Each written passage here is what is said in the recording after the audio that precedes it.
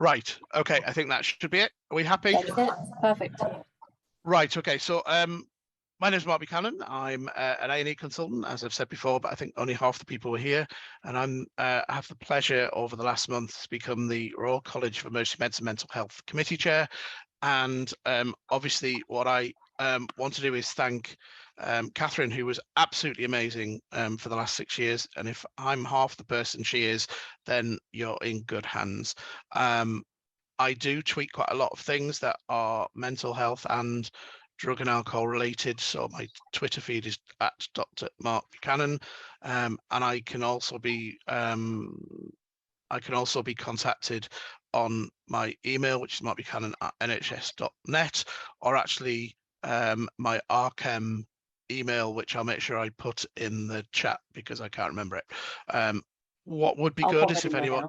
Thank you very much. If anyone does have anything that they think would be useful to share, please email me it. And then what I will do is try and think about what platform we can use going forward to share good practice. So quality and why. Ultimately, we think that mental health emergencies make up for approximately 5% of our workload in the emergency department. We certainly know in the 10 years prior to 2019, so 2009 to 2019, that actually increased by 133%. And over the last 2 or 3 years, it's probably remained the same. Now, obviously, that equates to around about 220,000 attendances to the emergency department each year.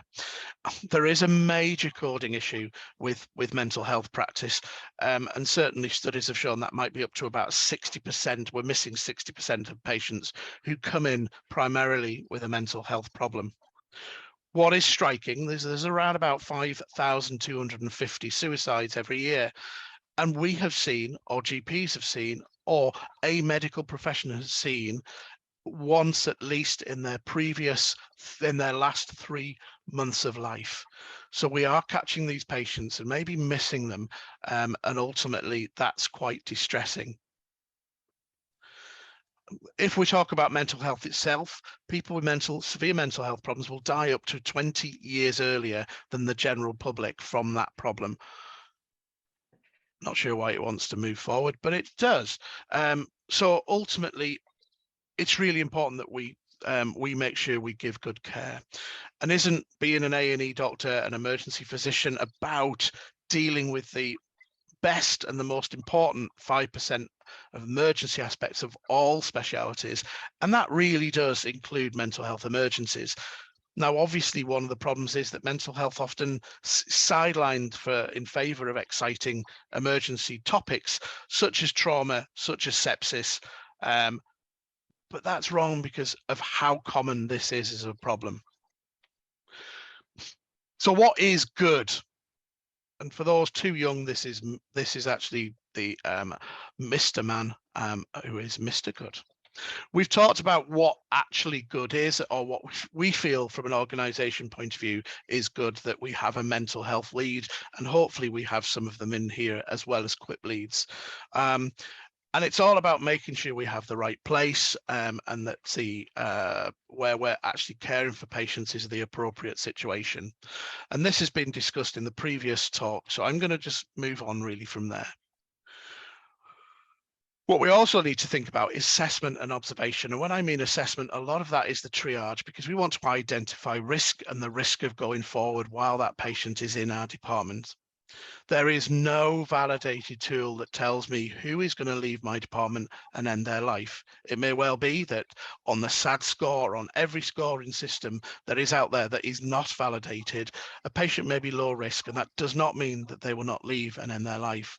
And actually, the NICE guidelines completely go against, and quite rightly, that we should not be using scores to validate risk. That's the peer score in children, that's the SAD score, that's whatever score you can think of. That doesn't exist. That doesn't exist. We need to obviously include history and the reason for attendance, pre-psychiatric history, and physical health. And I'm going to talk about that because I know it's been mentioned before. A little about capacity, safeguarding, drug and alcohol, psychiatric assessment, and parallel assessment itself. So what is triage? Well, really, it's all about trying to make sure that we can identify risk to that patient and risk to other people from that patient potentially in that sort of immediate time while they're in our department. I am sure we've all had this situation where the patient has been brought into the A&E department, they're in our triage, and the nurse comes out and says, can you assess this man's capacity? Capacity for what? Why am I doing a capacity assessment? Well, in case he wants to leave.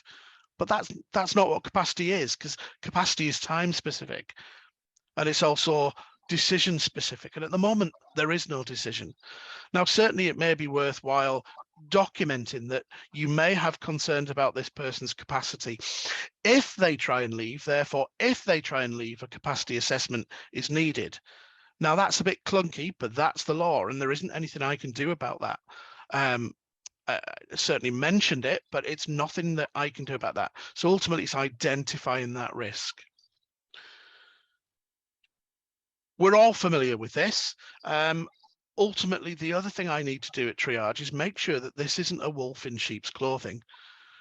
And what I mean by that is that this is a medical problem masquerading as a psychiatric presentation. We've got hyperthyroidism, we've got hypoglycemia, we've got sepsis, encephalitis, we've got withdrawal, and we've actually got the consequences of the psychiatric disorder anyway, whether that be an overdose of drugs, for instance, or self-harm, which means that from a medical point of view, we need to be involved. Now, what I quite like using in my department is actually the SMART assessment tool, which looks at new onset psychiatric conditions. It's about whether or not there are risky situations such as diabetes, pregnancy, or other non-psychiatric complaints that we need to worry about, whether there are abnormal observations, and with that, inability to be orientated, which might lead us more to delirium than dementia in this situation. And are they intoxicated? Now, that doesn't necessarily mean that person cannot be assessed by a mental health practitioner. It may be that they drink all the time, and in fact, if they stop drinking, they would be then unwell. Risky presentations such as age, possible ingestion or overdose, possible eating disorder, alcohol withdrawal, looks ill, and they've got any concerns themselves. And then as if there's trauma. Now, ultimately, if it's no to that, then it's really unlikely that there will be a medical situation in this case. Now, that doesn't mean that if they're directly seen by the mental health team, that they can't say, I'm a bit worried about this, and refer back to us. And so somebody was mentioning about whether or not if there was no medical problem and they directly get referred to the mental health team, that might well be appropriate. And certainly that's something we're looking into. In the end, everything has choice. If you can go to your optician, you can go to a walk-in centre, you can go to anything like this, but all of a sudden, when it comes to mental health, the only place is the A&E department. And it's really important that people in crisis have choice. Now, that might be that they choose the A&E department and they have a right to do that. And we have to make sure that we're ready for that. But if they have a choice that they would prefer to be somewhere else, then again, that should be offered. That's a commissioning issue, not necessarily what we think. Now, the next thing is about, well, how do I triage somebody? How do I know there's a risk here? And what I use is the AIO U, which I'll mention in a second. So what do I mean by that? Well, from the point of view of A, it's about arousal or level of agitation. So ultimately, there is a complete difference by somebody who is sat there asking for help, maybe even regretful of what's happened to them and really need help to stop them deteriorating. Compare that to somebody who's pacing around, headbutting the wall, being aggressive. Now, obviously, from a risk point of view, one is green and one is red. Next is environment, and what do you have as an environment? Now, ultimately, I have 3 mental health rooms. They've got bi-directional opening doors. They have so ligature free, and also, as you can see, you can observe if necessary. And 24/7, I have a SAM who sits outside, who is there to make sure that they give information. Now, imagine if you were going on holiday. Imagine if you're sat there in an airport. Imagine all of a sudden if delay comes up on your flight, and imagine that no information was given to you about why and about how long that's going to be. Imagine how angry you're going to be and upset about it. Now imagine if you had emotional unstable personality disorder, if you were anxious, if you were low, then that would be even more difficult for you to deal with. And unfortunately, that's what happens when you are in a mental health crisis and nobody is giving you information about what's going to happen. So it's really important that you give information to patients, let them know what's happening, let them know that they've not been forgotten, keeping them comfortable, for instance. So AEI, so intent, my favorite slide, intent. Now, what I mean by that is intent to harm themselves further, intent to harm other people, also intent to leave. I would also add in irrational thought loss there, because that obviously from a psychosis point of view is difficult to deal with when you're dealing with a patient or predict what might happen. So we've talked about A, we've talked about E, we've talked about I, and moving on to O, and that's objects. And it's really important to think from an object's point of view, not only what they may have on them to hurt themselves or hurt me, but also what I have or the room has that again might be used as a weapon. So have we got an appropriate lanyard, for instance, rather than something that might mean I can be strangled with it? Have I got some glasses that they might be able to use to stab me with?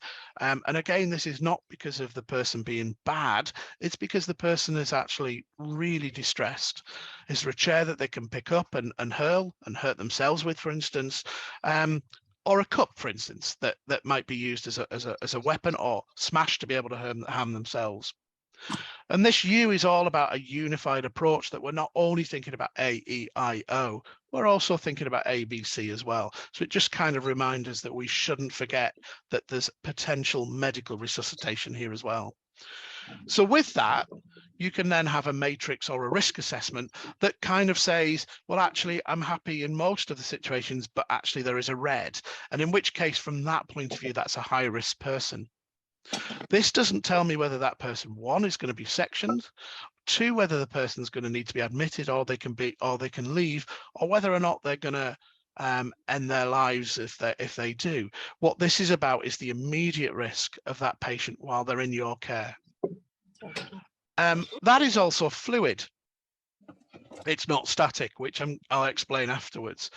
Now, what does all that mean? Well, that means that we might need observation. So we might need to make sure that we have one-to-one. We might need, for instance, to make sure that we have every 15 minutes or every 30 minutes documentation that that patient is well and safe.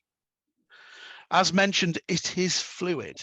And what I mean by that is that this can be used as a way of seeing changes within that patient, or actually use pre-hospital if we've got pre-hospital people here. Imagine going into someone's house. That will be a risk assessment, which will be risky because you don't know if there's any objects, you don't know what the environment's like.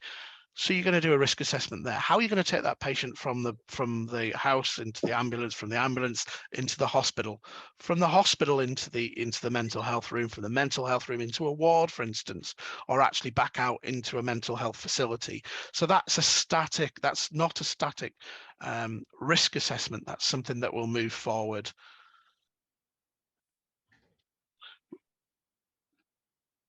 Right. So somebody was asking about, well, what does mental health nursing look like? And I've pinched this from Darby, I believe. So thank you, Darby, if you're on here. And this seems appropriate to me. We're thinking about calm. Are we distressed, agitated, aggressive, absconded, or sick? And then that's signed and timed. And more importantly, what comments and actions have been done about that? Let's say someone becomes agitated or aggressive, and there seems to be a way of connecting with that patient from a verbal de-escalation. Then actually write that down. They're actually talking about their cat, or talking about golf, or distracting them with something that they really like might be the answer. So why not write that down? So the next person in that situation knows that if you talk about their loved ones, for instance, that actually is something that's going to de-escalate the situation. Or actually that lorazepam worked at this dose, or actually haloperidol, or whichever drug that's going to, olanzapine, might be the best action in this situation. We've mentioned about a mental health act assessment as well. Now, I don't want somebody to spend 2 hours, and I know we can't possibly have someone spend 2 hours doing a full formal mental health act assessment.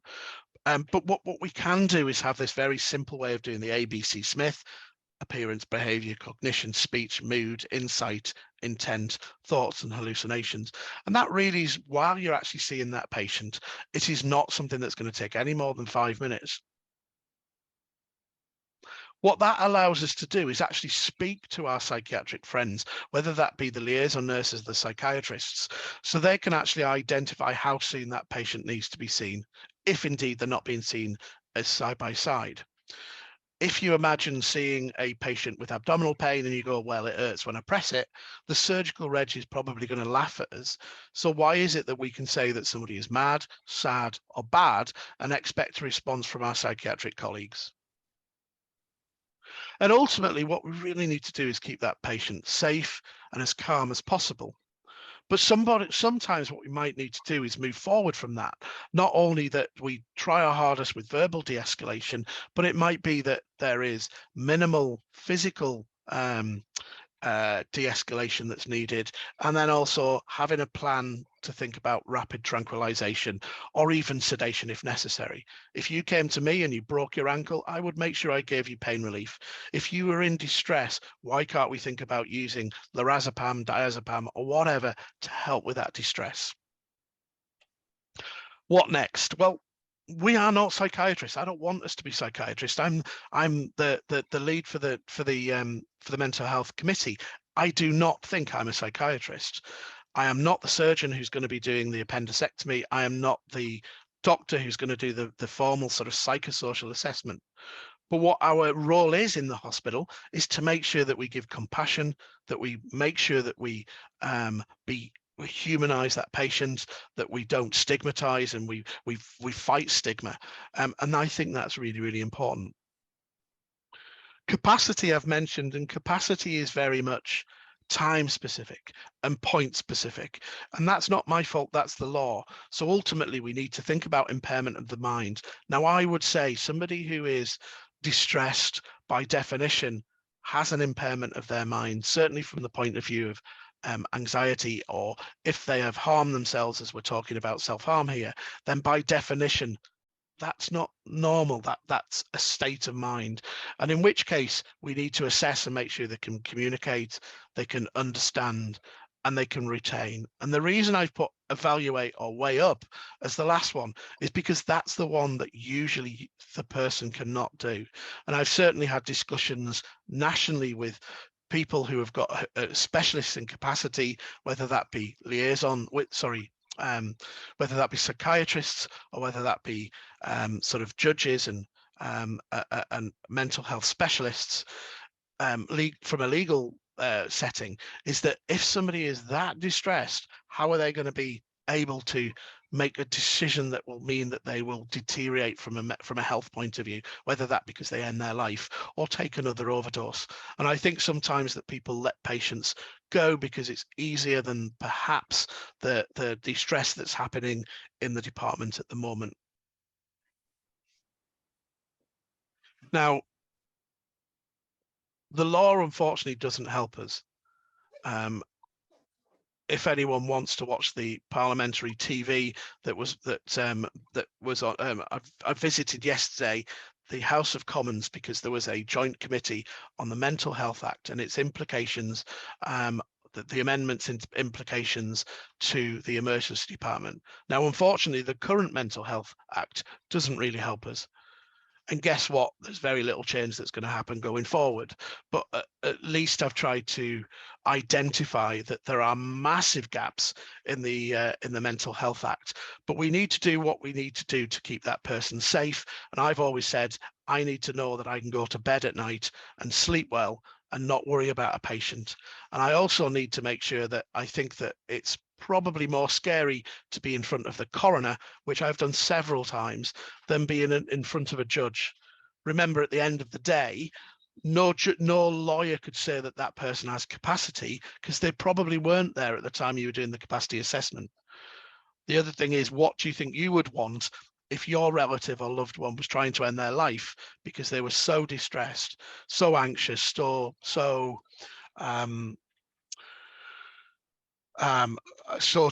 depressed that they've done something as big as taken an overdose, and in that situation there are the gaps, and hopefully they will be looked at. There's the gaps that if you're on a section 136 and that ends, how can we look after that patient safely? There are gaps that if you actually have been it's been recommended that a patient needs to be sectioned, but there are no beds, so there is no signature. Actually, you're in limbo land at that situation as well. But unfortunately, the law is the law.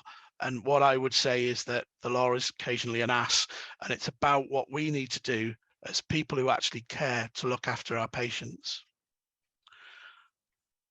I know that we have patients who are high impact users, which is probably a better word for saying the frequent attenders.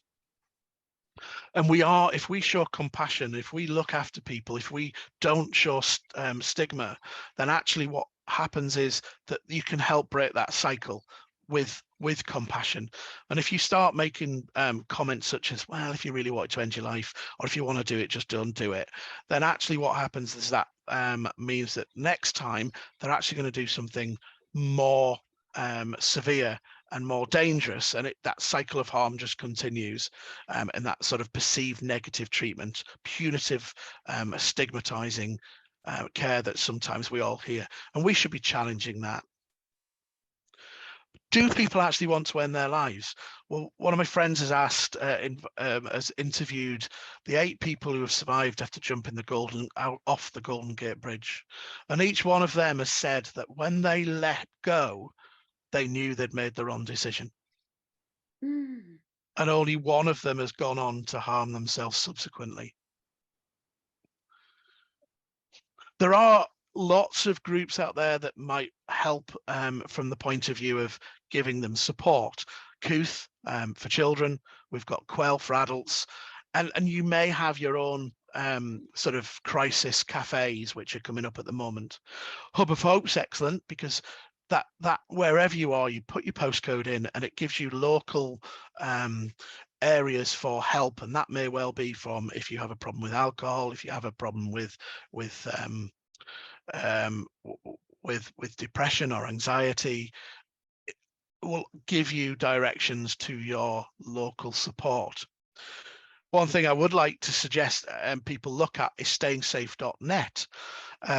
Ultimately, I've always thought if somebody makes a decision that they are not going to stay in for IV antibiotics, you're not going to send them home with nothing. You're going to give them oral antibiotics and you're going to say, look, come back if there's any problems. But yet it seems in our mental health patients, if they have capacity, and we've talked about that, if they have capacity and they've absolutely refused to see the mental health team, or even the mental health team unfortunately have refused to see them, then why are we not doing anything? And this stayingsafe.net might actually be something that would be helpful because it tells them about and talks them through how to make a safety plan themselves. So that's my talk. What I've covered is mainly triage, talked about that medical aspect of it, and more importantly about how to keep people safe, which I think our role is. Again, I think we've got time to ask some questions now, thinking about moving forward afterwards. And obviously there'll be time for more questions at the end. Let me just stop the sharing.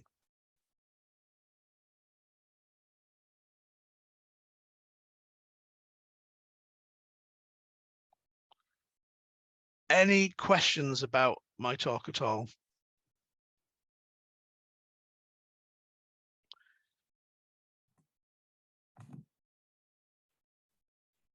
Where can I get that mug? I don't know. It's great, isn't it? Dion, surprise. How are you doing, my friend? Thank you. Quick one. I mean, I know this is a talk about the QIP, but just a quick one on capacity, if I may. Okay. Yeah. Cool. Yeah. Paint a picture, real picture. Individual comes in with a history of pre-hospital symptoms suggestive of psychosis. significant to the point where, you know, they want to cut out their own heart or something of the sort, presents to the ED, and after a few hours manage to be calm enough to not appear distressed at all, then leaves the department and goes and jumps in front of a train. There's a real scenario that happened in our hospital. One of the outcomes of the inquest was from the liaison team, and our psych liaison team, the lead used to be a barrister, was the advice that if anybody has a history of psychosis, that should immediately trigger high risk, and that should immediately, even if they appear calm in front of you, trigger a capacity assessment that says this patient should not leave. And I was strongly against this, because, as you said, capacity is time assessment, it's time specific and decision specific. So if somebody sat in front of me and said, well, you know I did something silly and I was feeling a little bit upset, I'm better now, but I want to go and see my GP rather than sit here and wait for the mental health team, and they explain that to you quite calmly.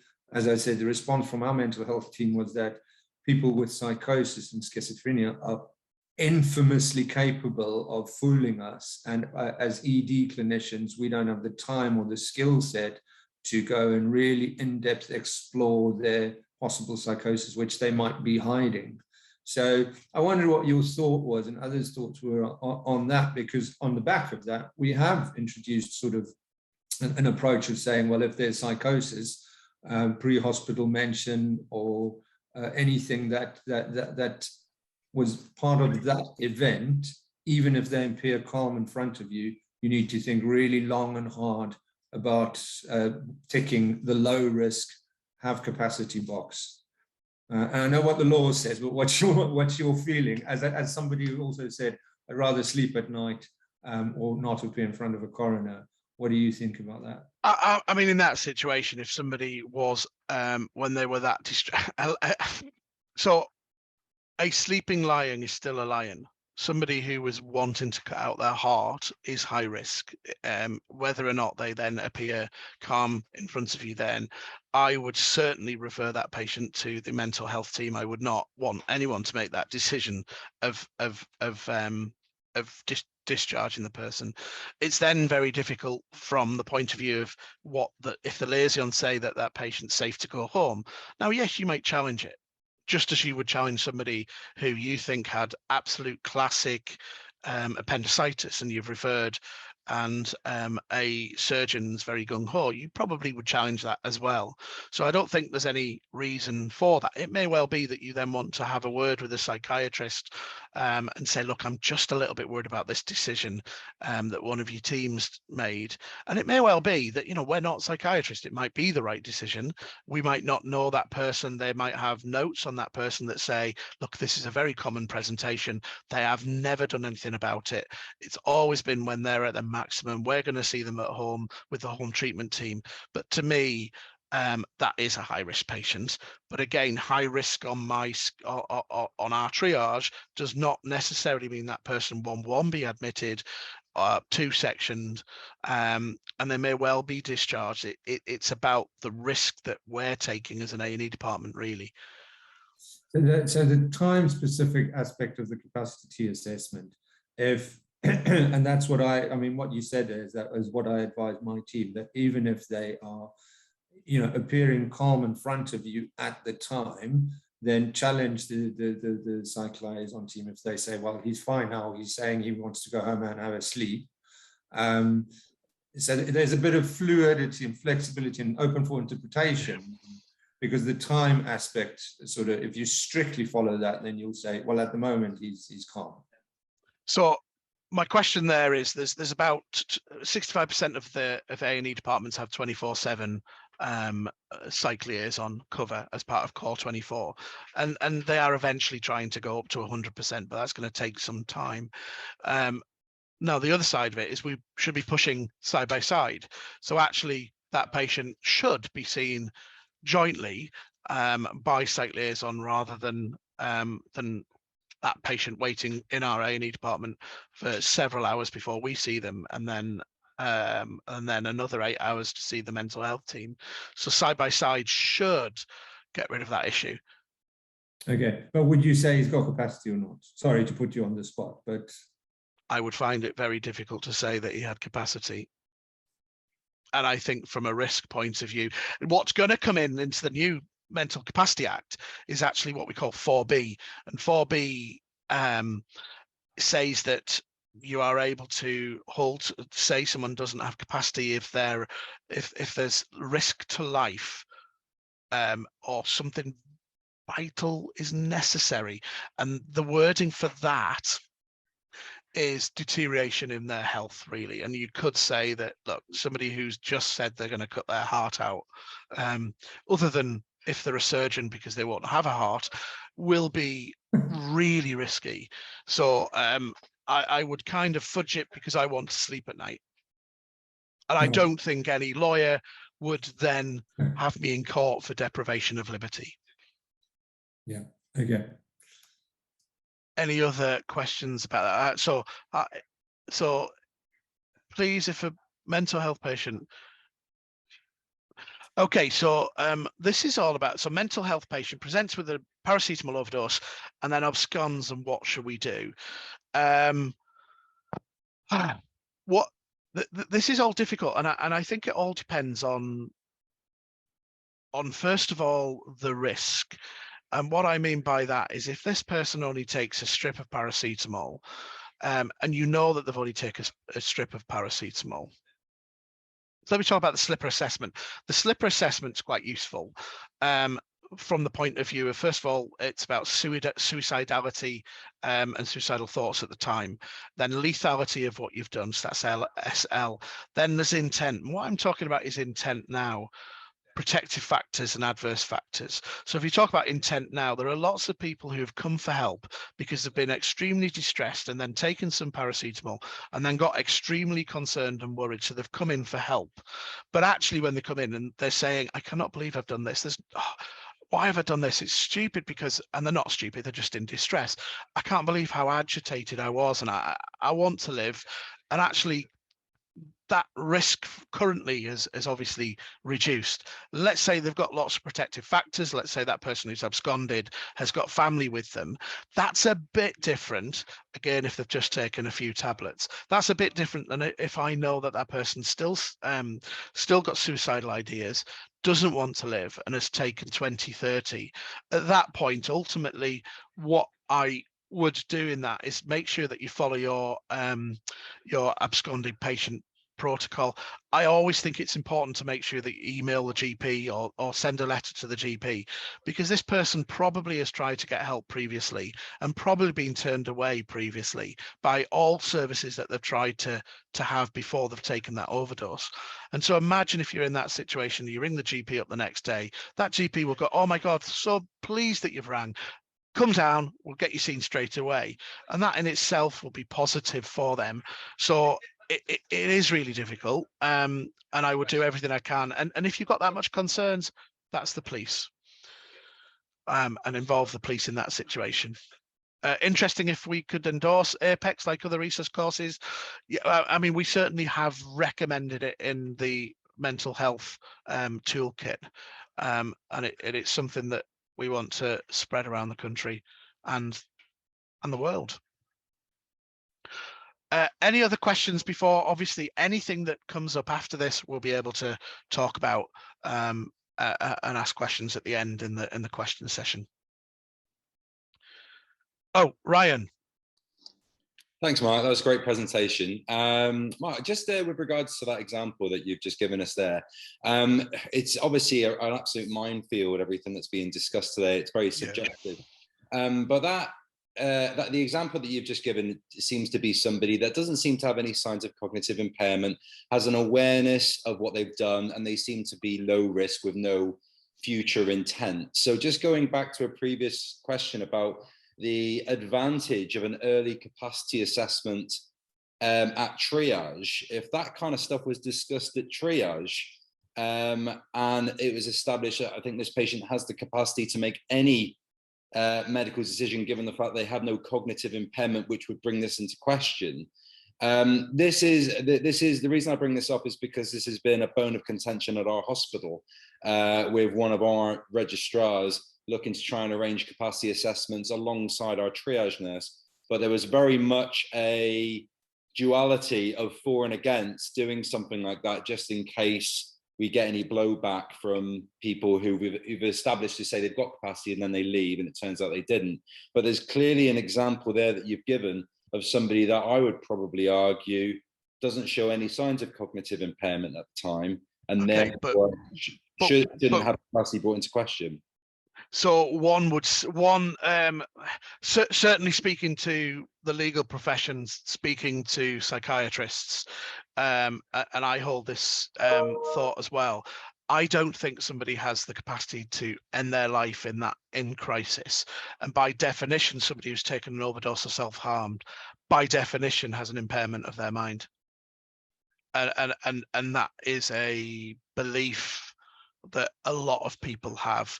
I'm going to put in a link to an absolutely amazing podcast that Chloe Beale, who was with me at the House of Commons yesterday, did with Alex Rutkeen, who's one of the gurus from a legal point of view on capacity. I'll put that in here because it's really important and really excellent to listen to. So I'll put that link in when I find it. For absconding patients, if not referred to police as high risk missing person.